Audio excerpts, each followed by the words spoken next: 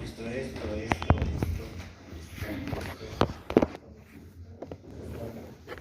Ya, aquí, bueno, ¿qué vamos a hablar del eje? Vamos a hablar de interesante del eje. ¿Qué es el eje? Ya, pero ¿cómo se define? Es una enfermedad.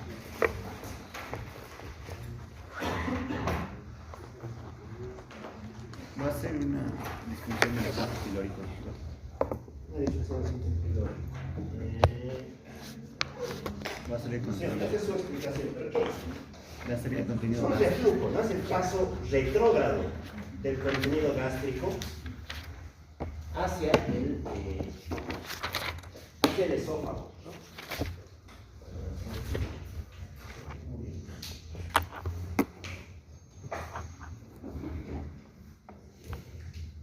Bien. Entonces, hablar de eje implica hablar algunas generalidades de lo que es el esfínter esofágico inferior. Si nos acordamos, esta estructura es bien interesante, ¿no?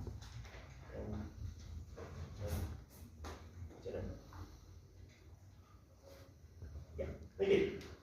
Entonces, el herpes es una de las patologías más frecuentes que le puede pasar al tubo digestivo. Se estima que tiene una prevalencia cercana a 15, en una serie de 5%, y que sobre todo va a estar asociado a dos importantes fenómenos, ¿no? Por un lado va a haber un mecanismo fisiopatológico y por otro lado van a haber desencadenantes, ¿ya? Resulta que dentro de los desencadenantes vamos a tener dos posibles fenómenos, ¿ya?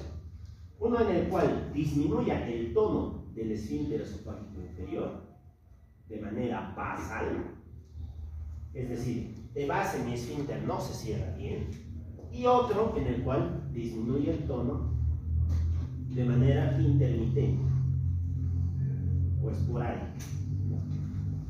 Es lo que en el libro van a encontrar como la disminución transitoria y como la disminución basal, ¿ya? Ok. Hablar de disminución del tono basal pues implica hablar de algunas enfermedades, ¿no? Enfermedades que dañen la inervación del esfínter esofágico inferior. ¿Qué enfermedades creen que estén ahí? ¿Qué hay una que juega clásicamente, ¿no? La esclerodermia, la esclerosis sistémica. Recuerden que la esclerosis todo se fibrosa, ¿no? Como todo se fibrosa la pared del esófago y también se fibrosa el esfínter esofágico inferior. Y eso hace que en todo momento esté fibrosado y por lo tanto en todo momento disminuya su tono, ¿ya? Desde luego la más frecuente es esta, la disminución intermitente, ¿ya? Y aquí tendríamos que hablar de algunos desencadenantes, ¿ya? De algunos alimentos asociados. ¿Qué agentes van a ser? ¿Qué alimentos creen que pueden desencadenar un herpes? Ya, el café, ¿qué más? El alcohol, el tabaco, el chocolate, ya. Las grasas, las comidas copiosas, ¿no? Alimentos en gran cuantía, en gran cantidad. Entonces, todos esos que generalmente suelen ser ciertos alimentos van a dirigirse y van a activar un núcleo. Ese se conoce como el núcleo del tracto solitario, ¿no? ¿De acuerdo? ¿A quién contribuye el núcleo del tracto solitario? ¿Qué inerva? ¿Para qué sería el núcleo del tracto solitario? Contribuye al vómito. ¿Ya? ¿Qué más? ¿A quién inerva? ¿A quién par craneal inerva? Al vago, ¿no?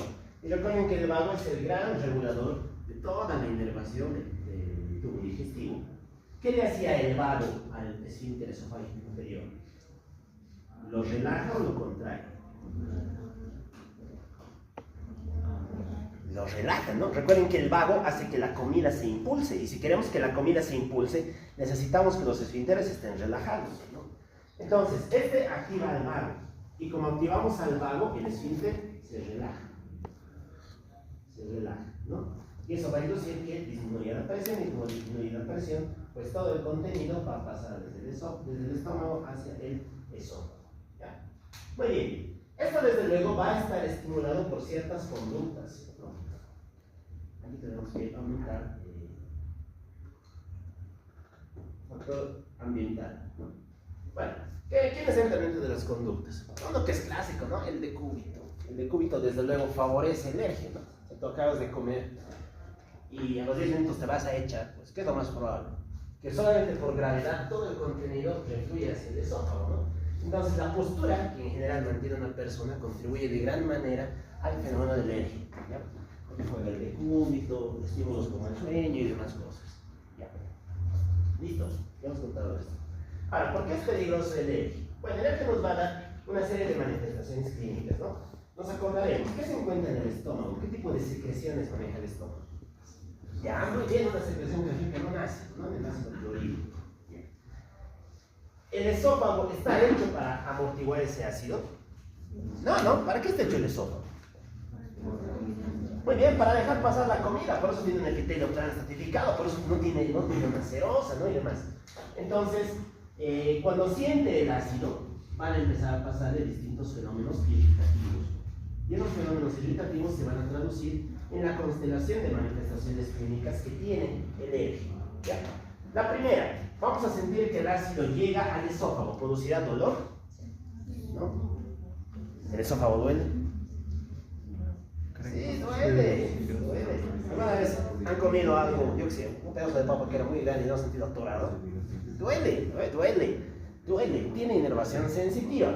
Esto va a producir dolor, un dolor que es de tipo urente, retroesternal, estimulado por la comida, suele ser postprandial. Ese dolor se conoce como pirosis, muy bien, la famosa pirosis, ¿ya? Muy bien, vamos a hablar de pirosis.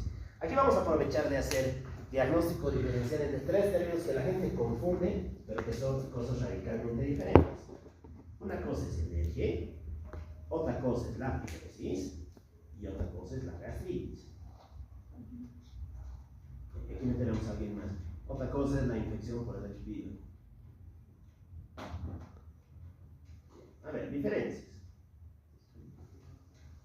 Miren, ¿qué se ve? Reflujo del contenido gástrico del esófago. Muy bien, esto es el eje.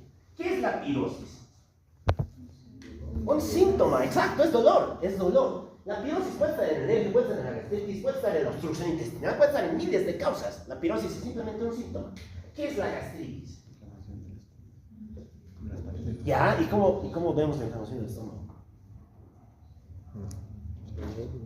¿Qué hacemos? Historia clínica. ¿Sí? No. ¿Cómo se diagnostica la gastritis? Por biopsia. Exacto. La gastritis es un diagnóstico histológico. De hecho, la gastritis se divide en dos tipos, ¿no? Gastritis de tipo aguda y gastritis de tipo crónica. A su vez, la gastritis de tipo crónica se divide en gastritis tipo A, gastritis tipo B, gastritis tipo C. La tipo A es la autoinmune, ¿no? La que está asociada a la anemia perniciosa, que han debido ver como la anemia adsoniana, porque es autoinmunitaria y hay autoanticuerpos contra el factor intrínseco en las células parizales. La tipo beta que está asociada a la H. pylori, el tipo C es una mezcla de ambas. Esto se mira solo con una biopsia. La gastritis es un diagnóstico histológico, pero es un diagnóstico. Yo tengo que hacer algún procedimiento para ver esto. ¿Y qué es la infección con H. pylori? Es otro cuadro, ¿no? Es otro diagnóstico. Es un cuadro infeccioso, por H. pylori es una bacteria que te puede producir pirosis, pero que te puede producir una serie de constelaciones clínicas más. ¿Ya? Estos términos son diferentes, no los confundan. Es importante no solaparlos entre sí. ¿Ya? Muy bien, ¿qué más? Este contenido va a subir, ¿no? Y como va a subir, va a irritar a la musculatura esofágica. Esto nos va a dar clínica de irritación. Aquí es donde podemos mencionar la regurgitación, la odinofagia, la disfagia y el resto de clínica irritativa, ¿no? El dolor torácico también jugaría aquí. Bueno, ahí creo que ya entendemos por qué, ¿no? Si tienes ácido, ese ácido irrita tus terminaciones nerviosas y como las irritas, te va a costar hacer pasar la comida, ¿no? Vas a tener dolor con la deglución. La disfagia tiene que ser leve. Esto lo vamos a puntualizar. En un momento vamos a hablar de la disfagia. Hay 3 grados de disfagia, de moderada y severa. Cuando hablamos de una moderada y de una severa, generalmente la causa es infantilidad o es parietal. Aquí hablaríamos de alguna cicatriz y demás. Muy bien, y el dolor torácico, como lo hemos dicho, tiene que ser retroesternal. ¿Por qué regurgitación? Por lo mismo, ¿no? Necesitamos al nervio vago, el nervio vago manda a señalar tracto solitario, el tracto solitario dice muy bien, expulsa todo, ¿no? Y te va a dar pie a que ocurre un fenómeno de regurgitación. Ya, ¿qué más tenemos? Hay manifestaciones extraesopágicas, ¿no? ¿Por qué? Porque el esófago no es una estructura aislada. Recordemos que el esófago está en contacto por arriba con una cosa que se llama faringe y por atrás con la vía aérea. Entonces, todo este contenido no necesariamente va a pasar siempre a la faringe. Puede que algo refluya hacia la vía aérea. Y si refluye hacia la vía aérea, ¿qué nos va a producir? Tos. Ya, tos, muy bien, tos crónica, ¿no? ¿Qué más? Puede propagarse hacia la faringe, inclusive llegar arriba, ¿no? Llegar a la nasofaringe o a la laringofaringe, ¿no? Y eso también nos va a producir afectación del esfero torrinolaringológica. Podríamos llegar a tener reflujo a través de la nariz y demás cosas. Bueno, ¿qué más falta contarles aquí? Poco más, ¿no? Hablaremos de sus complicaciones. ¿Qué complicaciones tiene ¿Por qué es peligroso esto? Esto va a producir distintos tipos de complicaciones. La primera, si tenemos ácido llegando hacia el esófago, pues el esófago puede lesionarse, ¿no? Puede tener un fenómeno que se conoce como esofagitis. La esofagitis por reflujo. Bueno, la esofagitis es simplemente eso, la inflamación del esófago, ¿ya? Hay varias causas para que se inflame, desde el consumo de los cáusticos, con fines de varios tipos, hasta la esofagitis eosinofílica. La esofagitis por reflujo se va a caracterizar por una lesión de la mucosa, ¿no? Una lesión de la mucosa asociada a fenómenos de metaplasia. En un momento vamos a hablar de esto. ¿Qué más se puede producir el eje? Algo que no es muy frecuente, pero podría, es una hemorragia digestiva alta. Esto solamente de manera bastante extrema, ¿no? Vamos a poner como un poco. La hemorragia digestiva alta. Ya, ¿qué más? Muy vinculado a la esofagitis, ¿no? Puede que el esófago desencadene o desarrolle un cambio a fin de poder adaptarse mejor al estímulo. Exacto, y que de ese modo ocurre un fenómeno de metaplasia, ¿no? Del barrero. ¿Qué era metaplasia, se acuerdan? El cambio de un epitelio por otro. ¿Qué más? ¿Por otro? Escamoso. En este caso es escamoso. No, definición de metaplasia. ¿Por qué tiene que ser escamoso y por qué no se vuelve cúbico? Para resistir el factor lesivo del ácido gástrico. Ya, muy bien, porque le proporciona mayor resistencia al nuevo estímulo lesivo, ¿no? Es el cambio de un tipo de tejido por otro de la misma índole para tener una mejor adaptación al estímulo lesivo, ¿ya? En este caso, el Barrett no es bueno, ¿no? ¿Por qué? Porque en la vía del Barrett se van a activar distintas vías de diferenciación celular.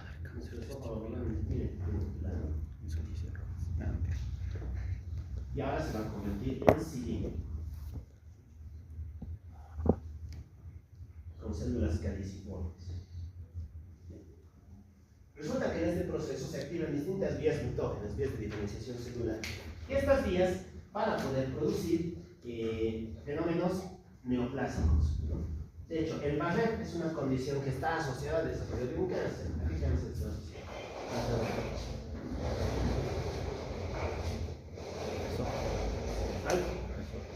¿A cuál? Al basaloide de esófago, al carcinosarcoma, a los tumores GIST, a los linfomas. Está asociado al desarrollo del adenocarcinoma de esófago. Ya, muy bien. Bueno, el Barrett es una condición bien interesante, ¿no? Hay varios protocolos diseñados para su control y para su manejo. ¿Cómo se diagnostica un Barrett? Por biopsia también. Ya, por endoscopía más biopsia. Por eso, endoscopía. Muy bien. Resulta que según el tamaño que tengas vas a poder hablar de dos tipos de Barrett. Tienes el Barrett pequeño y el Barrett grande. El Barrett pequeño siempre tiene menos de 1 centímetro. El Barrett grande es cualquier cosa que mida más de 1 centímetro. Desde luego, mientras más grande sea, más riesgo tiene de malignizar, ¿no? Y eso te da pie a que tomes una conducta. El Barrett tiene dos fenómenos. Más bien puedes hacer dos cosas. Una que es hacer seguimiento. Y otra que es tomar conducta. ¿Operamos todos los Barretts? No. Si es que el Barrett es pequeño, generalmente das tratamiento con IVPs y esperas a que por sí solo revierta el cuadro, ¿no? Porque quiera metaplasia. Cambia de un epitelio para adaptarse a un nuevo estímulo. Si cortas el estímulo, ese epitelio puede retomar su origen normal, ¿no? Su estructura habitual. Es por eso que generalmente se toma con un seguimiento. Aquí va a depender, ¿no? De que tengas factores de riesgo, antecedentes familiares, tu edad y demás cosas. Es una tabla la que se maneja en esta parte, ¿ya? Y si no, pues, sobre todo, cuando ya tienes datos de displasia, una cosa es tener metaplasia y otra cosa es tener displasia. Cuando ya tienes displasia, ya tienes que actuar. Y aquí generalmente la conducta es quirúrgica, ¿no? Antes se operaba, actualmente se hacen tratamientos guiados por endoscopía, ¿no? Pero en la misma endoscopía quitas el estímulo lesionado, eso es algo que se llama mucosectomía. Y de ese modo puedes retirar la porción del esófago lesionada. Muy bien. ¿Qué más? ¿Qué más puedo contarles aquí? Un poco más. Muy bien, ya está. Hablaremos de su diagnóstico. ¿Cómo se diagnostica el X? Clínico. Muy bien, el diagnóstico es clínico, ¿no? Se diagnostica por historia clínica. Y si quisieras confirmarlo, ya recién te vas a todo lo que conozcas, ¿no? Puedes hacer manometrías, pH-metrías, puedes hacer estudio de motilidad esofágica, lo que quieras, ¿ya? Y también están las pruebas de imagen. No lo hemos contado aquí, ¿no? Dentro de los desencadenantes hay un fenómeno más, ¿no? Que van a ser las alteraciones anatómicas. Si se acuerdan, la continencia de este esfínter está garantizado no solamente por la musculatura como tal, sino también por los elementos que les rodean, ¿no? Los elementos que están alrededor del hiato esofágico. Entonces, ¿qué alteraciones anatómicas tendríamos aquí? Cualquiera que destruya esta capacidad de adherencia anatómica. Aquí juega una entidad que es clásica, juega la hernia de hiato.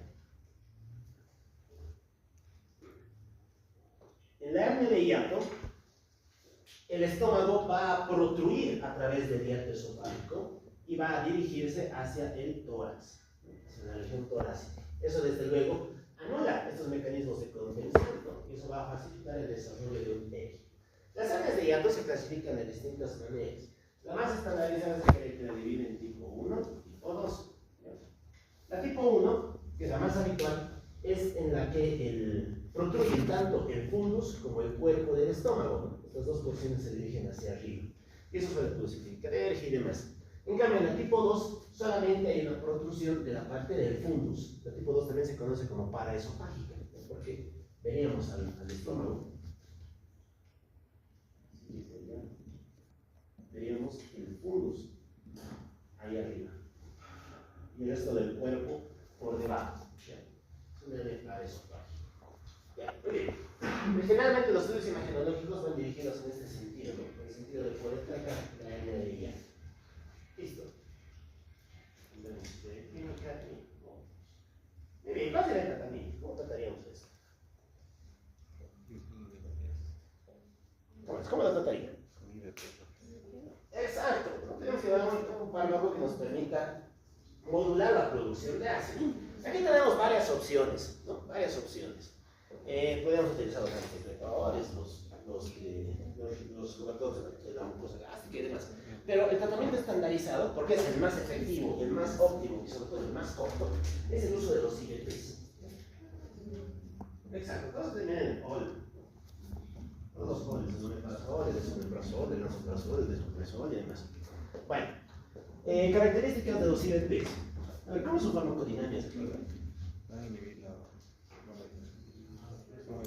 Para empezar, ¿qué son? Inhibidores. ¿Por qué decimos que son fármacos?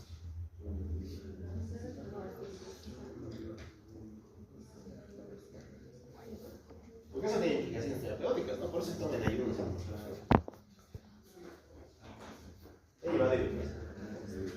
¿Cómo es? ¿Por qué son fármacos?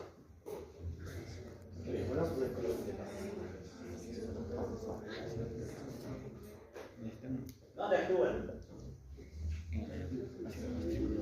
¿Quién inhibe? Inhiben a la voz. ¿Inhiben a? De protones. ¿Cómo es que inhiben? Circulación de... Pero se puede inhibir de miles de maneras. La bomba de calor. Inhibimos al retículo endoplasmático de la célula. Inhibimos canal de cloro. A nivel de la bomba de calor. Claro, se inhibe la bomba de protones, ¿no? La bomba de hidrógeno. La bomba de hidrógeno. Potasio. Ya. Bueno. ¿Qué otra opción tendríamos? Si no respondiera bien con reducir el peso. ¿Por qué es eso? Se da IBPs. Lo habitual es llegar hasta aquí, esto no se pide, salvo que tengas alguna complicación o algún criterio de gravedad, y directamente te vas a tratar con IBPs. Si no responde IBPs, ¿qué otro tratamiento podemos hacer? ¿Cuál? Ya, no se enteche, ¿no? O sea, muy bien, familia de las disciplinas. Sí, eso no funciona. Ya, los antiácidos, ¿no? Y sobre todo jugaría el supralfato. Ya, esta parte es importante, ¿no? En general, esto se puede estudiar de tres maneras, ¿no? Tendríamos pacientes con eje, en el que podemos tomar tres posibles caminos, según sea el paciente. Si el paciente es joven, entendamos joven por cualquier persona que no con éxito, y no tiene ningún dato de riesgo, ¿qué hacemos? Le pedimos una manometría esofágica con contraste. ¿Por qué? Si es joven, no tiene datos de riesgo, directamente la tratamiento. No funciona. Repite, sí. IBPs por 2. Asumes mala adherencia del tratamiento. No funciona. Aquí recién. Gastos. Muy bien. Segundo contexto. Pacientes que son un poquitito mayor. 55, 65 años. Y que ya tenga datos de riesgo. ¿Cuáles van a ser datos de riesgo? Que hayas perdido peso, que tengas un síndrome constitucional. ¿Por qué nos asustaríamos si has perdido peso? Porque te alimentas mal. De repente, no. ¿Por qué? Si les digo síndrome constitucional, ¿en qué piensan? ¿En qué? Muy bien. Síndrome constitucional es sinónimo de dos cosas: infecciones crónicas o neoplasias. No se olviden que esto dispone esto y esto es malo. Esto puede ser una manifestación de muchas cosas, y estas cosas también son malas, porque estas también terminan en cáncer, y el cáncer de estómago y el cáncer de esófago pasan desapercibidos, son de los cánceres que más tarde se diagnostican. ¿Ya? Entonces, si tienes factores de riesgo, automáticamente gasto. Aquí sí está justificado. De entrada salimos de lunes, ¿no? Solo el peso porque tengas otros síntomas concomitantes. Yo que sé, que sea muy crónico, que te haya durado más de 5 años, que esté asociado a hemorragias y demás fenómenos. Muy bien, y el último, que es el paciente que en general viene con clínica otorrinolaringológica o con clínica de tos. Porque de hecho, si miran en los algoritmos de la tos crónica, les va a salir algo bien interesante. ¿Cuál creen que es la principal causa de tos crónica? Síntoma pulmonar. Es el alergia. Dense cuenta la implicación que tiene, ¿no? Algo digestivo es la principal causa de un síntoma respiratorio, ¿ya? Entonces, no es raro que por el estudio de la tos crónica, muchos de estos pacientes sean referidos a la consulta del gastro, ¿ya? Y en este caso, ¿qué se utiliza? Aquí simplemente manejamos la pH-metría. Aquí está justificada la pH-metría. Bueno, vamos a hablar de la manometría, pero bueno, es más caro. La pH-metría se suele utilizar. Y a partir de ahí, si bueno que te salga, ya ves si pides alguna otra cosa más o si tratas. ¿Ya? Pero no se olviden, principal causa de tos crónica en adulto es el alergia.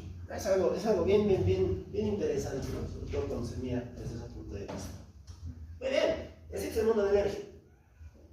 Pues lo hemos encontrado, ¿no? Aquí está la manometría, la pH-metría, la hernia de hiato, ¿no? El buen Barrett, diagnóstico bastante importante. Muy bien, pasamos a la disfagia. ¿Qué es la disfagia? La dificultad o el impedimento para la deglución. La dificultad para que la comida pase desde la cavidad oral hacia el esófago. Ahora bien, cuando estudiamos una disfagia, podemos observar dos posibles zonas en las cuales hay compromiso.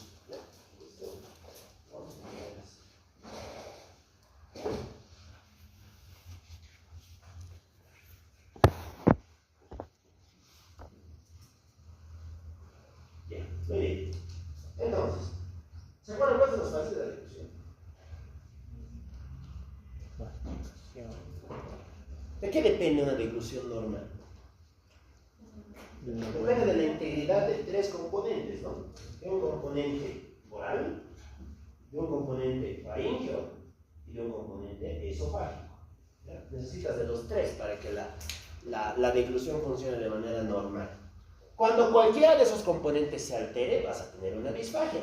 Es por eso que la disfagia se divide en dos tipos. Tenemos a la disfagia orofaringeal.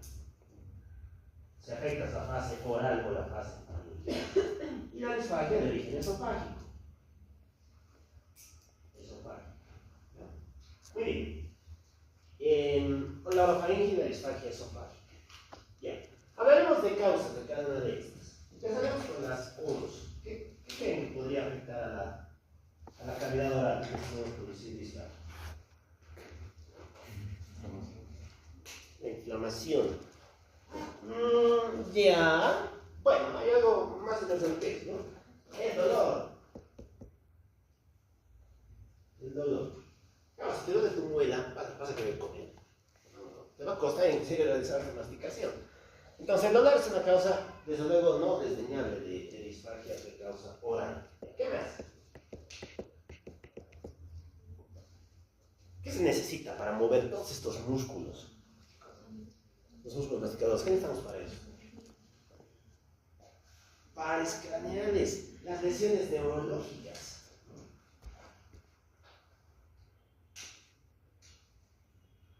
Todo neuro, sobre todo por afectación del tallo cerebral, tallo encefálico. Muy bien, ¿qué otra cosa más que juega aquí? ¿Qué más se necesita para poder manejar la comida a nivel de la boca? Para poder triturar y masticar ahí. ¿Qué más necesitamos? Pared sana, dolor, nervios, neurológico. ¿Qué más necesitamos? Necesitamos saliva, ¿sí o no? Claro, los trastornos de la salivación, las alteraciones de la función salival. Eso también es una causa de disfagia. Sin ir muy lejos, aquí jugamos síndrome de la boca seca. ¿Qué síndrome sería? Causa de serostomía. Y eso también produce disfagia. El Sjögren, el síndrome de Sjögren, ¿no? Pensar en el Sjögren es pensar en una persona que tiene irritación conjuntival porque no produce lágrimas y que tiene disfagia porque no produce saliva. No es una manifestación clásica del Sjögren. Muy bien, vamos con las causas faringe. ¿Qué se necesita para que la faringe permita la dilución de la comida? Faringitis. No. Bueno, tibio, ¿no? Problemas a nivel de la luz. Obstrucciones. Es lo mismo. Puede que tengas algo en la pared de la faringe, puede que tengas una masa extrafaringea, antijuvenas neutrales y demás, ¿no? ¿Qué más? ¿Quién mantiene la forma de la faringe? ¿Qué hueso? ¿Cómo es? ¿Qué hueso forma las paredes de la faringe? Cricoides, ¿no? Cricoides es un candidato. ¿Cómo es? ¿Qué hueso? Nada, ninguno, pues acá tiene huesos de pared. ¿Qué mantiene la pared de la faringe? Músculos, es un órgano muscular. Y todo músculo que necesita nervios. Las causas neurológicas vuelven a estar aquí. Lo mismo. ¿Quién inerva esos nervios, a los nervios de la pared faríngea? Los pares craneales, claro, disfunción del tallo encefálico. Es por eso que el paciente con Parkinson también tiene disfagia, ¿no? Es una manifestación motora más que tiene, porque no va a poder manipular este tipo de movimientos, este tipo de músculos. No va a poder desarrollar movimientos de ejecución. Muchas veces decimos disfagia, no se pasar bien, debe ser totalmente digestivo. No, muchas causas de disfagia son neurológicas. Se da cuenta de que los neurológicos también tienen las tres fases, las tres. Muy bien, y vamos a ver lo que nos interesa ahora, ¿no? Las causas esofágicas. ¿Qué podría pasarle al esófago para que no puedas deglutir adecuadamente? Nos tenemos este lado. Ya, muy bien. Primero, van a haber alteraciones luminales. Alteraciones obstructivas. Mecánicas. ¿Se acuerdan cuáles son las causas de cualquier obstrucción mecánica?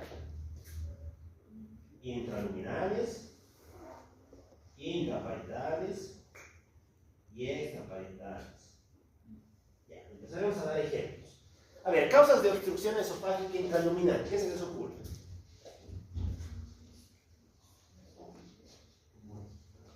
Interluminal. Los tumores salen de la pared. ¿Qué hay aquí? ¿Qué puede venir y tapar la luz? Si soy un niño y estoy manejando monedas, si me trago una moneda, podría traer disfagia. Claro, aquí juegan los cuerpos extraños. El cuerpo extraño no depende de la pared, es una cosa externa que llega y tapona la luz del esófago. ¿No? Los cuerpos extraños. Muy bien. Intraparetales, aquí sí juegan los tumores. Muy bien.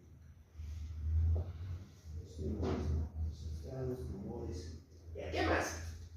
Al esófago le pueden pasar unas cositas bien interesantes. Alteraciones de su pared. Estas alteraciones se conocen como los anillos esofágicos y las membranas esofágicas. Ya. Sus nombres son bastante orientativos, ¿no? Entonces, el esófago. El anillo, pues es eso, no es un alito de mucosa, que le llaman mucosa, que rodea el interior del esófago. Y como lo rodea, pues la comida va a tener más difícil para pasar por aquí. Causas para los anillos, no se sabe. Se cree que el ERGE está metido aquí. El ERGE es la principal causa de, cuando se conoce, la principal causa identificable de anillos esofágicos. Y hay un anillo que particularmente despierta su interés, los anillos de Chasky. Son los anillos de Chasky. Que como les indicaba, son la secuela del ERGE. Ya, vámonos con las membranas esofágicas. Las membranas son eso, pues, ¿no? En vez de tener un arito, ahora vas a tener una membrana. También está formada por mucosa y que va a dificultar el tránsito del alimento a través del esófago. Las membranas esofágicas muchas veces tampoco tienen causa identificada. Vamos a tratar que también a los alérgicos, pero bueno. Dentro de las membranas esofágicas hay un síndrome que nos interesa conocer. El Plummer-Vinson. ¿Cuáles eran los componentes de Plummer-Vinson?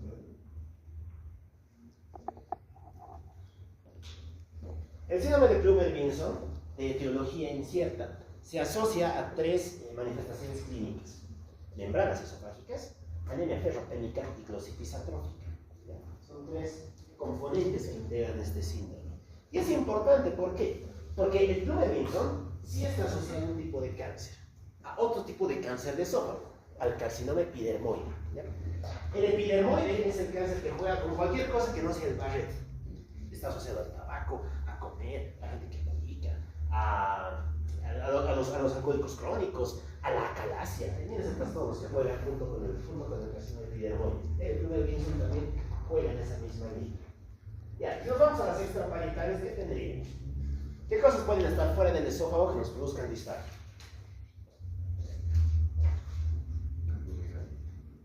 Cardiomegalia. Ya, podría ser eso, pero no es super cardiomegalia. Pero puede, por poder puede.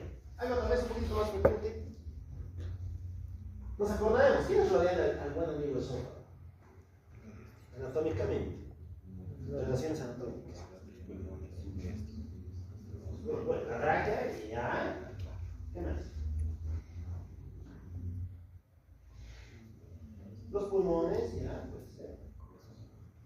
Ya, el corazón para que adelante y es otra muy importante. ¿Quién irriga todos estos? La aorta, claro, la aorta pasa por aquí.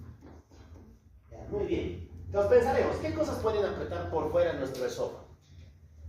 Algo que le pase a la aorta y que apriete cosas. Exacto, los aneurismas. Si tengo una pelota en la pared de mi aorta, esa pelota va a comprimir al esófago. Y los aneurismas de aorta son frecuentes, sobre todo los aneurismas de aorta torácicos, ¿no? Aquí hablaremos de los aneurismas de aorta torácica descendente. ¿Cuáles son las causas de aneurismas de aorta torácica descendente? ¿Cuál es su principal causa?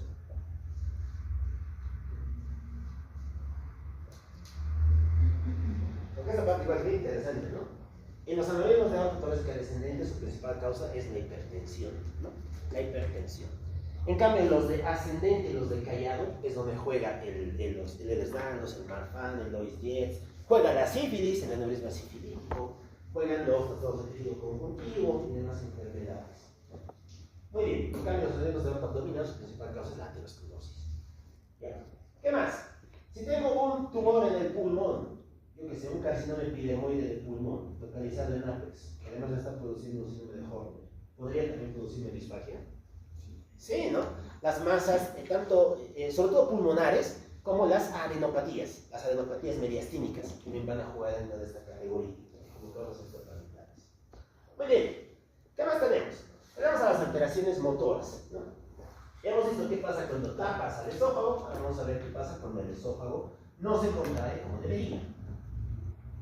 Las alteraciones motoras pueden ser de dos tipos, ¿no? Miopáticas, neuropáticas, ya hemos contado ayer. ¿Qué enfermedad miopática producía disfagia a nivel del esófago? La esclerosis, exacto. ¿Y neuropática? No, se gastó para eso. Eso puede gastar para eso por dos. El Chagas. Claro, el Chagas ven aquí. Bueno, miopáticas, neuropáticas. ¿Ya?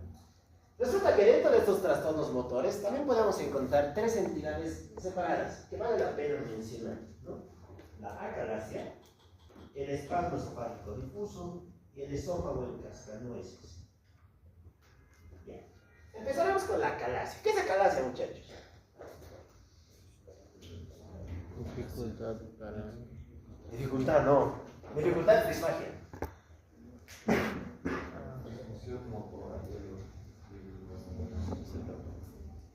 ¿De quién? Movimiento. Es un fenómeno de hipertonía del esfínter esofágico inferior. La acalasia se va a caracterizar porque en este caso nuestro esfínter es muy tonificado, es muy duro. Y si es muy duro, pues va a pasar de inverso al reflujo, ¿no? Si aquí era suelto y todo refluía, aquí está muy tenso. Y cuando está muy tenso, nada pasa. Y eso va a producir disfagia. La acalasia es un trastorno cuya causa no está del todo esclarecida. Se cree que es inflamatorio, ¿ya? Pero secundarios a esa inflamación van a ocurrir dos fenómenos. Por un lado, un fenómeno de denervación colinérgica, porque las neuronas se están muriendo.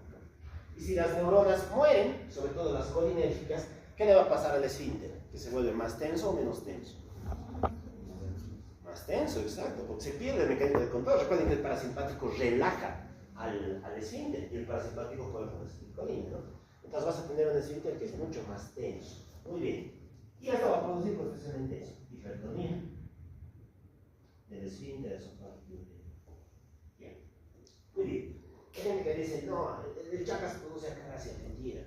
El Chagas produce esófago chagásico. Uno.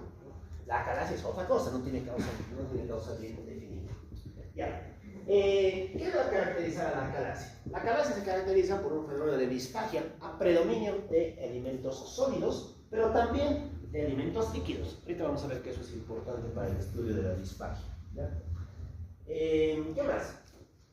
Si tu esfínter es muy rígido, es muy tenso, pues vas a tener esto. Un esfínter que está excesivamente contraído. Muy bien. Y cuando tú haces un estudio radiográfico, sobre todo un estudio con bario, aquí se forma una imagen que es bien característica. Los que lo han mirado por primera vez lo han comparado con un ave, ¿no? Se dice que aquí está la cabeza del ave.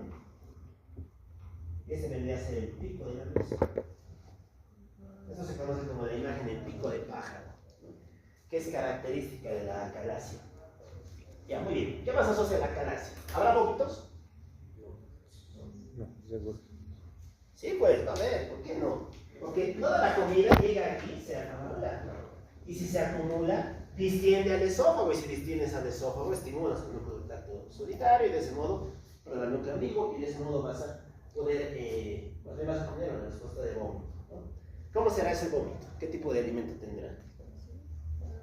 Alimento digerido, no digerido, bilioso, gástrico, No digerido. Claro, porque es comida que piensas, masticado, ¿no? ¿Podrías tener halitosis?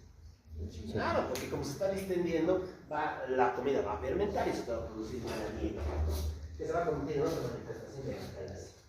Muy bien, ¿cómo se trata esto? ¿Cómo que se trata? Ya, sería lo ideal, ¿no? Vamos, si el problema es que esto es muy rígido, es muy duro, pues vamos, te hacemos un corte y te las cosas muy mejor, ¿no? Pero es la solución napoleónica, ¿no? Es medicina napoleónica, entrar y cortar. Actualmente, ¿qué se hace? Es algo bien interesante. ¿Qué compuesto se utiliza para relajar muchas musculaturas? Sobre todo en el mundo de la estética. La toxina botulínica. Actualmente, como terapia puente, ¿no? Y se les deja de cirugía palatina, se administra botox en el esfínter, ¿no? a través de endoscopía. Entonces, con el endoscopio se pone botox y de ese modo facilita la dilatación del esfínter. Muy bien. Y lo último pues es la cirugía, ¿no? La cirugía se llama esfinterotomía de Hell, si no me recuerdo. Muy bien. Vámonos con el otro. El espacio fágico difuso. En estos dos, tu peristaltismo es normal. El peristaltismo está conservado, ¿ya? Pero, van a haber dos fenómenos. O bien tienes contracciones espontáneas, contracciones fásicas espontáneas, o bien vas a tener contracciones fásicas que no tienen un orden, establecido. O bien vas a tener contracciones fásicas que en ciertos momentos suelen ser sostenidas. Y eso es lo que te va a permitir diferenciar estos dos, el espasmo y el esófago cascanueces. Ya, ¿cuál es el chiste del espasmo esofágico difuso? Tu esófago se contrae bien, solamente que durante un momento, por una causa no del todo clara, esa musculatura en vez de contraerse rítmicamente, se contrae de manera rítmica. Y como se contrae de manera rítmica, no permite que la comida descienda, y eso te va a producir disfagia.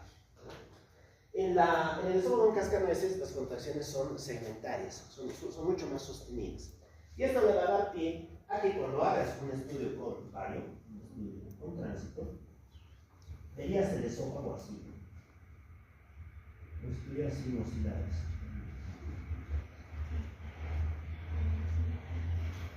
Como si tuviera curvaturas. De ahí que se le llama esófago en cascanueces, ¿no? Porque lo que estamos viendo es la actividad peristáltica de los segmentos, cada una de las porciones de la pared del esófago. Ya, muy bien, y estos dos no manejo mucho, pero no se utiliza. Aquí sí utilizamos la paleta quirúrgica generalmente de primera elección. Ya, listo. Ya vamos a hablar de las manifestaciones siguientes. También, clínicamente, ¿qué produce la disfagia? Si no estás pudiendo hacer pasar la comida, te alimentarás. No, lo principal que produce es deshidratación y malnutrición, ¿no? Pérdida de peso. Son sus dos principales características. Y secundario a ello, ya vamos a tener limitación para el crecimiento y demás fenómenos, ¿no? Anemia, etc. Bueno, ¿cómo se estudia la disfagia desde el punto de vista clínico? Esto también es bien importante, ¿no? Bien interesante. A la disfagia le interesa conocer tres cosas. Le interesa conocer si duele o no duele, si duele o no, qué tipo de alimentos producen la disfagia y qué carácter tiene, qué comportamiento tiene a lo largo del tiempo. ¿Ya? Fíjense, ¿qué pasaría si es que el paciente nos dice que refiere disfagia con dolor retroesternal, que es clásico, o asociado solo al consumo de sólidos? ¿En qué pensaríamos? Pensaríamos en que tienes algo que está obstruyendo la luz, ¿no? Algo que está desarrollándose, que tiende a obstruir la luz. Muy bien, aquí le preguntamos, ¿no? ¿Lo has sentido desde hace ya mucho tiempo y ha ido empeorando? ¿Es progresivo? ¿O suele venir en forma de episodios, no en forma de crisis, si es intermitente? Si es que es progresivo, ¿en qué pensaríamos? Algo que poco a poco ha ido haciéndose peor porque ha ido aumentando de tamaño. Claro, aquí juegan las neoplasias, ¿no?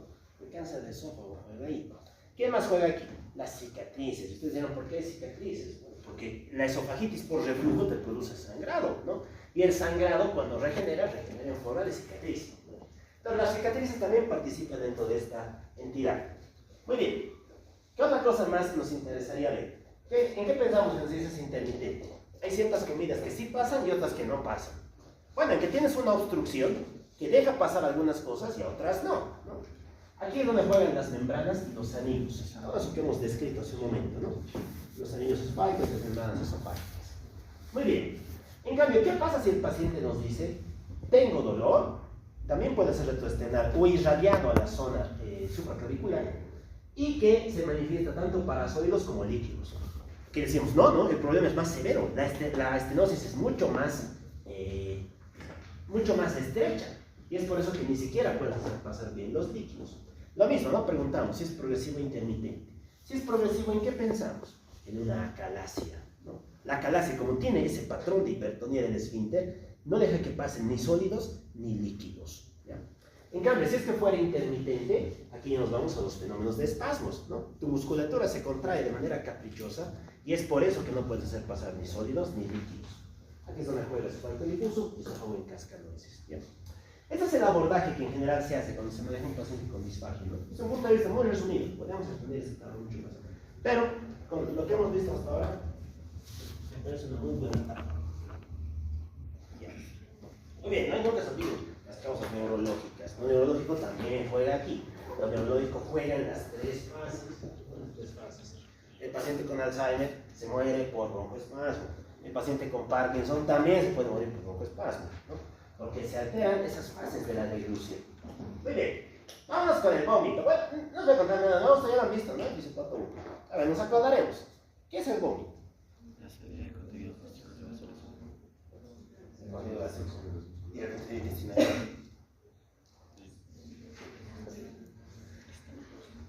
Depende, ¿no? Si tienes un hilo, digamos, puedes tener un vómito fecal video. Ya. Bueno, ¿qué es el vómito? Si nos pusiéramos a dar una definición, podríamos definirlo así. No es una respuesta funcional al aparato digestivo, que frente al estímulo da lugar a expulsión del contenido. Ya. Expulsas contenido, básicamente. ¿Ya? Eso vendría a ser en síntesis el vómito, la expulsión del contenido por medio de una respuesta motora del tubo digestivo. Hablar de vómito también implica hablar de dos síntomas que a veces están asociados y a veces no. Las náuseas y las arcadas. ¿Qué es náusea? Sensación. Querer vomitar. Pérdida de tono, no. ¿Qué es náusea? ¿Sensación qué? De vomitar. Y es una sensación de vómito asociado a malestar abdominal. ¿Ya? Muchas veces termina en vómito, muchas veces no. ¿Por qué? Porque es una sensación. Hay ciertos mecanismos que te permiten controlar eso. ¿Y qué es una arcada? Es lo mismo que náusea, que es arcada. Expulsión de la vida. Presencia de... Sin llegar al vómito. Ya. Pero, ¿cómo qué es? Son contracciones no coordinadas. Son fenómenos motores las arcadas. Contracciones no coordinadas, ¿no? Y que no terminan en vómito, exacto, ¿no? Algunas preceden al vómito, ¿no? Pero generalmente no. Lo mismo, pueden someterse a control voluntario, es por eso que tú puedes en cierto modo controlarlas. Como ustedes muy bien han dicho, una es una percepción, es subjetiva, la otra es un fenómeno motor. Muy bien, vámonos con sus mecanismos. A ver, nos acordaremos. ¿Cómo era la fisiopatología del vómito?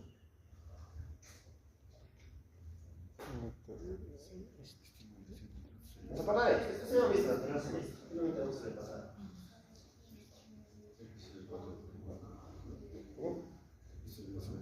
¿Piso del 4 artículo? ¿Qué tiene el piso del 4? El centro del vómito. ¿El gatillo?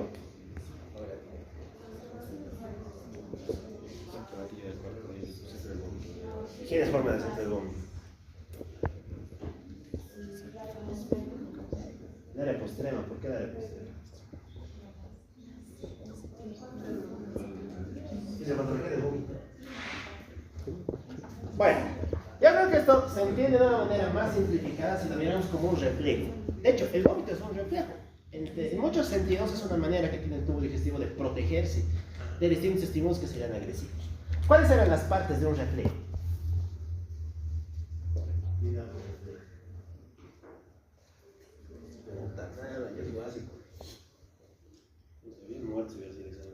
¿Cómo es? ¿Cuáles son las partes del reflejo? El arco reflejo tiene tres fases: vía aferente, centro integrador, vía eferente. Nada más. El vómito es igualito, es un reflejo. Va a tener vías aferentes, un centro integrador, que ya llamamos centro del vómito. Me parece bien. Y vías eferentes, ¿no? ¿Cuáles creen que son las aferencias del vómito?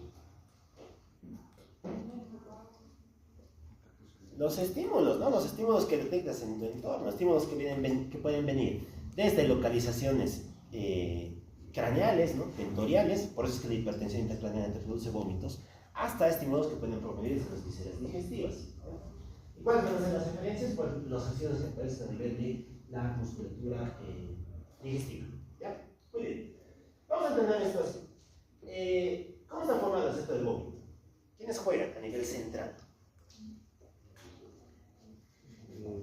Juegan dos elementos, ¿no? Muy bien, juega el área posterior. ¿Por qué? ¿Qué es el área posterior? ¿Por qué juega aquí? El área postrema pertenece a un conjunto de estructuras que se conocen como los órganos circunventriculares. Es decir, órganos que no tienen barrera hematoencefálica. Y ustedes dirán, ¿por qué nos interesa hablar de cosas que no tienen barrera? Bueno, como este no tiene barrera, cualquier cosa que le pase al medio externo va a ser detectado por él. Si tienes mucho dióxido de carbono, si tienes alteraciones metabólicas y demás, no hay nadie que se pare a este en el medio interno. Es un muy buen sensor del medio interno, ¿ya? Y el área postrema trabaja de la mano con otro centro. Este otro centro es el centro del vómito, que está formado por dos elementos, ¿no? Tenemos el núcleo del tracto urinario y tenemos el núcleo parvocelular de la formación reticular del bulbo. Todo eso pasa a nivel del bulbo raquídeo. Ya, muy bien. Resulta que entre estos dos hay una comunicación mediada por neurotransmisores. ¿Qué neurotransmisores recuerdan el vómito?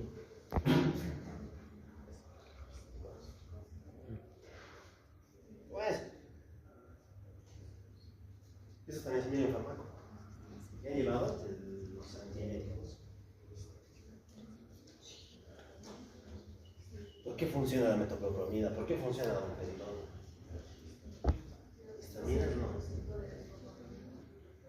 Ya, receptores delta 2, ¿no? D2, dopamina. Y receptores de la serotonina, ¿no? De la 5-hidroxitriptamina. Ah, no juegan con dopamina. ¿Qué hace la metoclopramida? ¿Se acuerdan? No, solamente inhibe uno de esos. La dopamina. Es un antidopaminérgico. De hecho, si se acuerdan, la metoclopramida te puede producir Parkinson farmacológico, ¿no? Claro, y es por eso. Doperidona y demás cosas. Con esto, con las vías de la dopamina. Si bloqueas esto, bloqueas a los centros del vómito. Por eso son antieméticos. Muy bien. Ya. ¿Quiénes le van a mandar aferencias a este centro integrador? ¿Quiénes le van a aportar señales? Pues las señales vienen desde distintas ubicaciones, ¿no? Primero, desde el mismo sistema nervioso central. Desde la vía central, ¿no? Y aquí podríamos hablar de aferencias supratentoriales, ¿no? A nivel del tronco y a nivel del centro del vómito. ¿Quiénes van a ser supratentoriales? Todos aquellos estímulos que vengan desde la corteza, ¿no? Esto, por ejemplo, explica por qué hay personas que tienen cuadros psíquicos y empiezan a vomitar, ¿no? Es porque la corteza también va a regular al centro del vómito. ¿Quién nos juega aquí? Aquí también juegan los modos por hipertensión intracraneal. ¿Qué más? Tendríamos los fenómenos de estímulo del centro del vómito. Estímulo del centro del vómito. Cualquier cosa que lesione o irrite al bulbo puede desencadenar un vómito. Aquí jugarían los tumores de cerebelo, ¿no? Las masas y demás. Ya, ¿qué más? Tenemos las aferencias vestibulares. Las vestibulares. Si se acuerdan, los núcleos del vestíbulo, los núcleos del área vestibular van a mandar distintas aferencias hacia el tronco encefálico, ¿no? Y hay algunas de ellas que llegan hasta la formación reticular. Este punto es importante. Esto nos explica por qué un paciente con vértigo no solamente tiene nistagmo y ve que las cosas se mueven, también puede tener vómitos. Es porque están conectados ambos circuitos. Muy bien. ¿Qué más falta aquí? Dale un poco más. ¿Qué otra aferencia más le puede llegar a nuestro centro del vómito? Le pueden llegar aferencias digestivas, ¿no? Aferencias digestivas. Y estas aferencias digestivas están estimuladas por varios fenómenos, sobre todo por fenómenos de distensión y por fenómenos de irritación. Es bastante lógico. Si tengo una gastroenteritis, porque itis, inflamación, irritación, ¿podría tender a vomitar? ¿Qué creen? Sí, pues, ¿no? Muchos cuadros infecciosos se asocian al vómito, y es por esto. Cuando irritas la pared del estómago o la pared del intestino, muchas veces esa señal se manda hasta el centro del vómito y te va a producir este síntoma. Distensión. ¿Distensión de quiénes? Del estómago, ¿no? Aquí jugaría la estenosis pinólica. Distensión del intestino delgado, aquí jugaría el hígado, la estenosis, ¿no? Distensión del intestino grueso. Distensión de la vesícula biliar, ¿no? Distensión de el seno renal, distensión de la vía urinaria. Todos esos te pueden producir vómitos también, porque tienen una misma inervación principal. Muy bien. ¿Y qué más? Un poco más. Me estoy hablando de los sistémicos. ¿Qué causas sistémicas podrían desencadenar los vómitos? Aquí juegan las insuficiencias, ¿no? La insuficiencia hepática, la insuficiencia renal y demás. Lo mismo, si estos órganos no funcionan bien, tiendo a acumular tóxicos, y si acumulo tóxicos, esos tóxicos van a estimular al área postrema. Recordemos que está conectado directamente a la sangre. Y como lo estimulan, activamos al centro del vómito.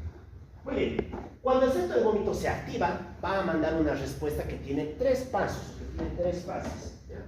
La primera se conoce como fase prodrómica. La fase prodrómica. En la fase prodrómica vamos a tener síntomas premonitorios al vómito, ¿ya? Y estos síntomas sobre todo van a ser autonómicos. Se van a manifestar en la parte cardiovascular y en la parte respiratoria. A ver, cuando estaban, todos hemos vomitado alguna vez, no van a decir que no. Cuando estábamos a punto de vomitar, a nivel cardiovascular, ¿qué sentía? No sentía nada. ¿Incremento de qué? Exacto, hay taquicardia, ¿no? Hay taquicardia, ¿no? También suelen asociarse a fenómenos de vasoconstricción, ¿no? Asociados a este componente. A nivel respiratorio, ¿qué tenemos? Taquipnea, ¿no? Taquipnea, agitación.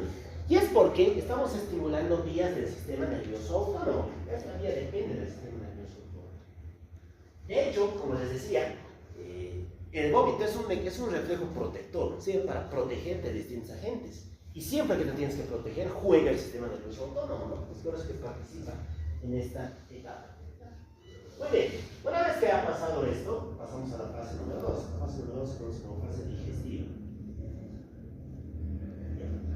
Nuestro tubo digestivo se va a preparar para regurgitar ese contenido. ¿Dónde creen que comienza la preparación? ¿Desde dónde empieza la contracción? Desde los segmentos más distales del intestino delgado. Lo mismo va a depender de la etiología, pero en general empieza en el intestino delgado, empieza aquí abajo. Y empieza en forma de dos ondas, ¿ya? Tenemos una gran onda, como si fuera una marea, ¿no? Se va a poner a contraer todo el intestino delgado en sentido reverso. Esto se conoce como el complejo retrógrado migratorio, o gran onda retrógrada. Bueno, lo que hace esto es básicamente contraer todo el intestino delgado hacia atrás, ¿ya? Y detrás de esta van a venir pequeñas contracciones básicas, la musculatura del intestino delgado, ¿ya? Las cuales también van a propulsar todo el contenido en sentido inverso. Y una vez que hemos hecho todo esto, ya estamos listos para qué? Para la última fase, la fase de la expulsión. La expulsión del contenido. Muy bien, ¿cómo expulsamos el contenido? ¿Qué necesitaríamos? Necesitaríamos dos fenómenos, ¿no? Generar presión positiva en el abdomen y generar presión negativa en el tórax. ¿Qué vamos a hacer? ¿Qué podemos hacer para crear eso? Muy bien, vamos a generar una contracción a nivel de la musculatura abdominal y a nivel del tórax vamos a cerrar la vía aérea, vamos a tapar la vía aérea. Y si tapamos a la vía aérea, todo el contenido va a pasar en este sentido, de abajo hacia arriba. Y eso va a facilitar la expulsión del contenido a ser vomitado, del vómito. Y es ahí donde ocurre el vómito. ¿Qué más? Aparece un fenómeno más asociado, ¿no? ¿Cómo es la postura de una persona que vomita? También va en este sentido, ¿no? Exacto, no es porque nos gusta vomitar agachados, ¿no? Estás haciendo lo mismo. Estás contribuyendo a disminuir la presión a nivel del tórax y estás aumentando la presión a nivel abdominal. Y al hacer esto estás generando más gradiente de presión para que puedas expulsar este contenido. Y se cuenta que todo va dirigido en el mismo sentido, ¿no? Que es garantizar la expulsión del mismo. Muy bien. Básicamente así juega el vómito, ¿no? Este sería el mecanismo que está por detrás. Ya, ¿qué consecuencias tiene? ¿Por qué es, entre comillas, qué secuelas podría producir o qué manifestaciones clínicas? Bueno, para empezar, ¿no? ¿Qué contenido es el que estamos expulsando? Es contenido ácido. Obviamente depende de la causa, ¿no? Pero en general suele ser ácido. Y ese contenido ácido va a subir por aquí y va a ser expulsado a través de la cavidad oral. ¿Eso qué te puede producir? Dos tipos de fenómenos, ¿no? Por un lado, vas a tener esofagitis por ejemplo. Eso ya lo hemos contado, ¿no? ¿Y qué le pasará a los dientes? ¿Qué creen que le pasa a los dientes si se llenan de ácido? ¿Los calcifican? Ya. Va a haber un fenómeno de daño dental, ¿no? Y sobre todo está traducido en forma de amarillo. Bueno, en cambio la coloración dental. De hecho, es por eso que este tipo de problemas se ven mucho en un tipo especial de pacientes, ¿no? Las personas que se autoinducen el vómito. Ok, ¿qué más? ¿Qué más? Ya. Resulta que también pueden haber alteraciones a nivel hidroelectrolítico. ¿Qué alteraciones hidroelectrolíticas producía el vómito, se acuerdan? Disminución del sodio. ¿Cómo es? ¿Qué produce? La dosis que acá dosis. ¿Cuál? Descartaron metabólica. Ya, acá dosis metabólica. ¿Qué más?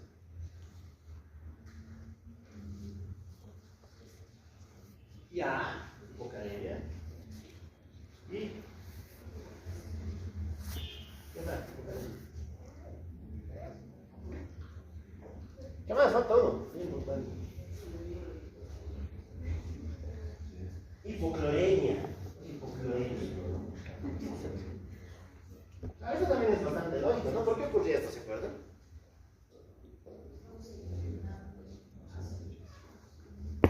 ¿Cómo es? Generalmente, ¿qué vomitabas? Ácido. ¿Qué tipo de ácido es este? ¿Es ácido acético? ¿Es ácido cítrico? Claro, es ácido clorhídrico. ¿Cuál era la forma del ácido clorhídrico? Claro, HCl, es hecho de HCl. Estás botando cloro, hipocloremia, estás botando hidrógenos, acidosis metabólica. Ustedes dirán, ¿por qué? ¿Por qué el periodo de potasio? Bueno, por lo que acabo de decir. ¿Con quién juega la bomba de protones? Con el potasio también, con los canales de potasio, ¿no? Si estás perdiendo todo esto, la pobre célula paritaria está trabajando el doble para poder aportarte los nutrientes que necesitas. Y tú despilfarras ese potasio perdiendo la estabilidad, ¿no? Eso es lo que nos explica los tres trastornos hidroelectrolíticos que se asocian aquí. ¿Qué más? Van a haber lesiones en la mucosa. La mucosa esofágica. Claro, no creas que ya he vomitado, no pasa nada, el esófago aguanta todo. Seguiremos, ¿no? Al esófago también le cuesta, sufre, se daña, ¿no? Es como cuando quieres hacer pasar a la fuerza un contenido sólido a través de un tubo. El tubo se raspa, se daña, ¿no? Y al esófago le van a pasar alteraciones en su mucosa. Aquí tendríamos, para empezar, los desgarros. Y dentro de estos desgarros hay uno que nos interesa describir. Un síndrome que es bastante conocido. El Mallory Weiss. ¿Qué es el síndrome de Mallory Weiss?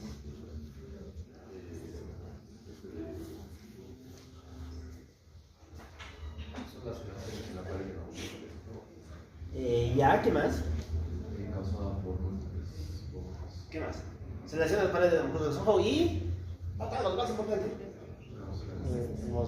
Causa hemorragia. Se lesionan los vasos de la submucosa del esófago. Y eso te va a producir hemorragia. ¿Qué tipo de hemorragia? ¿Alta o baja? Claro, es una forma de hemorragia digestiva alta, ¿no? Si es que no se controla adecuadamente, vas a pasar a otro síndrome.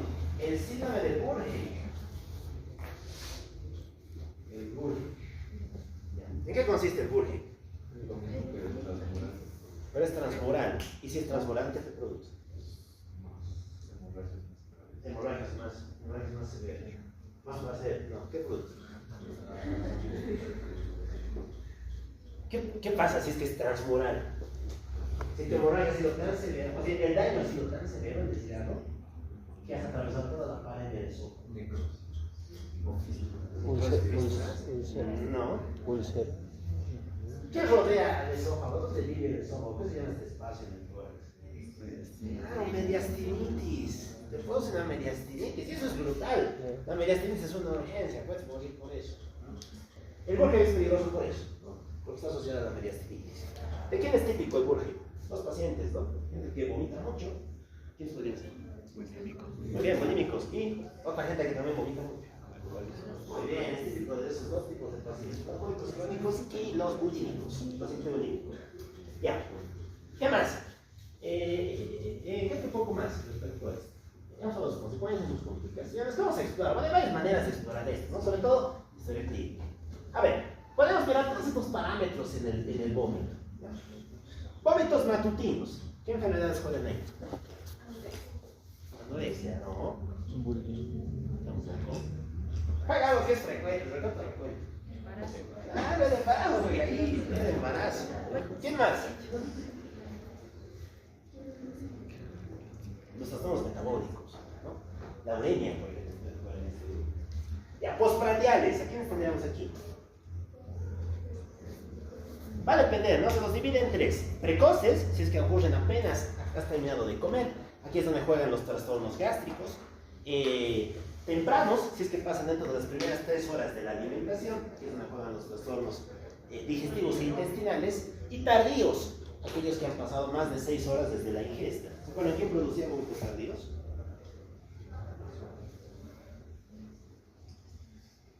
La acidosis pilórica, exacto, lo que hemos contado ayer. Vómitos malolientes con la comida de hace horas o de hace días. Muy bien. Pueden ser aisladas, son aisladas, no tienen significado clínico. Pueden ser crisis, y en el caso de que sean crisis están asociados a distintos síndromes. Pueden ser incoercibles. ¿Qué es un vómito incoercible?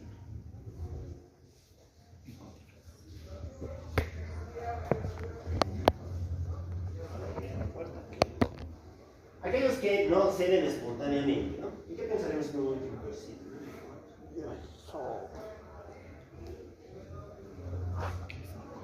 Aquí juega, que es incoercible, que no se detiene espontáneamente. Aquí ¿quién juega la hipertensión intracraneana? Organolépticas, ¿no? Con alimentos, generalmente problemas de la digestión. Acuosos, aquí juega el SUP, el síndrome uroseropéptico. Biliosos, aquí juega el reflujo duodeno-gástrico. Los porrazos, ¿qué es porrazo? Verde, similar al puerro. ¿Quién juega aquí? Los vómitos por ilio, ¿no? El ilio del intestino delgado. Fecaloideos. ¿Quién juega ahí? La obstrucción del intestino grueso. Exacto. La obstrucción intestinal. Son todos los fenómenos de obstrucción del colon, los bólvulos y demás. Bueno, ¿qué vómito no tendría ni náuseas ni arcadas? Se presenta así como vómito puro. No. No. La persona alcoholizada había náuseas. Estoy seguro de eso. No me acuerdo. Aquí juega la hipertensión intracránea. Es el paradigma clásico del vómito en escopetazo. Por eso es en escopetazo, no te avisa. Es un vómito de mucha intensidad y no tiene nada que le precede. Muy bien, y cuando da la abdominal, generalmente aquí juegan las causas de origen digestivo. Bueno, vamos a hablar de esta parte más de la regurgitación. Es cuando vas a expulsar contenido que generalmente no está digerido, no se asocia a náuseas, tiene muchos rasgos diferenciales respecto al vómito. Hablar de regurgitación implica hablar de una causa clásica, que son los divertículos. Y aquí aparecen 3 divertículos, ¿no? ¿Cuáles eran? Los divertículos del esófago. ¿Quién juega? ¿Quién? Senker, muy bien. ¿Dónde se encuentra Senker? Arriba, abajo o al medio. Ya, muy bien, en la unión faringo-esofágica, ¿no? ¿Por qué? Porque se debe a la debilidad del músculo, ¿no? ¿Qué músculo era? ¿Se acuerdan? El cricofaringio, ¿no? Suele tener, suele asociarse. Tiene un mecanismo que se conoce como pulsión. Pulsión. Es decir, tú has generado tal cantidad de fuerza, tal cantidad de pulso, que finalmente has protruido parte de tu mucosa a través de esa zona. Esto también se conoce como falso divertículo. ¿Por qué? Porque solamente en su pared vamos a encontrar mucosa y nada más. Está hecho exclusivamente de mucosa. Diferente al divertículo verdadero. ¿Se acuerdan cuál es el divertículo verdadero del tubo digestivo? Meckel. Meckel juega ahí. Meckel tiene las tres túnicas. ¿Ya? Muy bien. Si nos vamos a... si nos vamos a causas intermedias, ¿no? Los divertículos medios supánicos. Esto se debe a tracción. Extracción, alguien de tu medio externo que tiende a tirar de la mucosa. Ese alguien suelen ser procesos de fibrosis. Aquí suele jugar la mediastinitis, también juegan los fenómenos de fibrosis y demás. Y finalmente los inferiores. Los inferiores también se deben a fenómenos de pulsión. Ya. El que más interesante es este, ¿no? Que estamos mirando en esta imagen. El divertículo de Meckel. Perdón, el divertículo de Senker. El divertículo de Senker clínicamente se va a caracterizar por la expresión de dos grandes síntomas, ¿no? Por un lado disfagia y por otro lado mal aliento. La halitosis es característica y tiene mucho sentido porque toda tu comida, en vez de pasar directo por el esófago, queda en el divertículo, y si queda en el divertículo no va a poder ser digerida y eso no va a poder alimentar. ¿Cuál es el tratamiento de esto? Es quirúrgico. Muy bien, el manejo es quirúrgico. Ya. ¿Qué otro peligro más tiene? Como está cerca de la vía aérea, podrías aspirar el contenido hacia la vía aérea y de ese modo producir una neumonitis. Ese cuadro se conoce como neumonitis química. La neumonitis química también es peligrosa porque puede producir neumonía. Ya, a ver, volvemos con el estreñimiento. ¿Qué no vamos a contar mucho, chicos? Ya lo miraron el anterior semestre. Se me pasa la eliminación de las heces. Aquí está su definición, ¿no? Una definición clínica y bien establecida de lo que es un paciente estreñido. El estreñimiento se puede dividir en dos tipos, causas agudas y causas crónicas. Agudas, aquellas que tienen menos de una semana de duración y generalmente son secundarias a algo. El estreñimiento agudo, también, por favor, espera, el estreñimiento agudo suele deberse a una etiología secundaria, tiene una causa por detrás, nunca es normal, ¿ya? En cambio, el crónico, que es aquel que dura más de 4 semanas, sí suele ser idiopático, suele tener una causa esencial vinculada a la misma, ¿ya? Muy bien. Dentro de los primarios, que son estos, vamos a hablar de 3 fenómenos, son los que vamos a hablar ahora, ¿no? Trastornos de la evacuación. En este tipo de fenómenos, le cuesta mucho a la musculatura del colon vaciarse, ¿no? Aquí es donde podría jugar el Hirschsprung. ¿Se acuerdan qué es la enfermedad del Hirschsprung? El megacolon aganglionar congénito. Es cuando no se forman los ganglios del plexo de Auerbach y de ese modo el colon está denervado. Si está denervado, pues no puede contraerse como corresponde, ¿no? Y eso es lo que te va a producir este fenómeno. Muy bien, por inercia colónica. Aquí juegan varias causas, ¿no? La más importante es el déficit de fibra en la dieta. ¿Por qué la fibra es importante para la propulsión del contenido?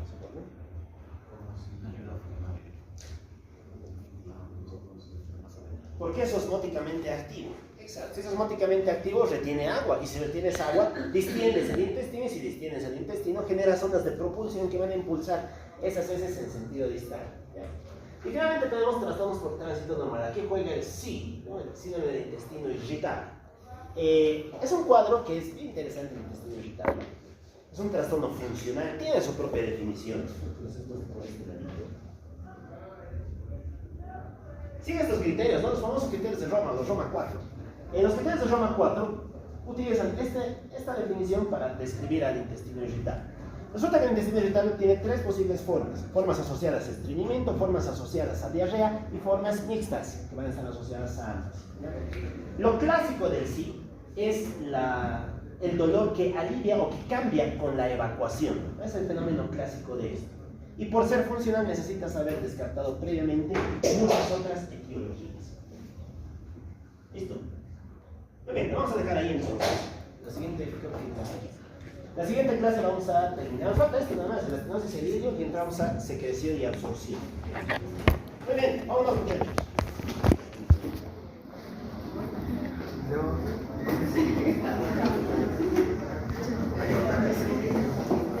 Muy tarde,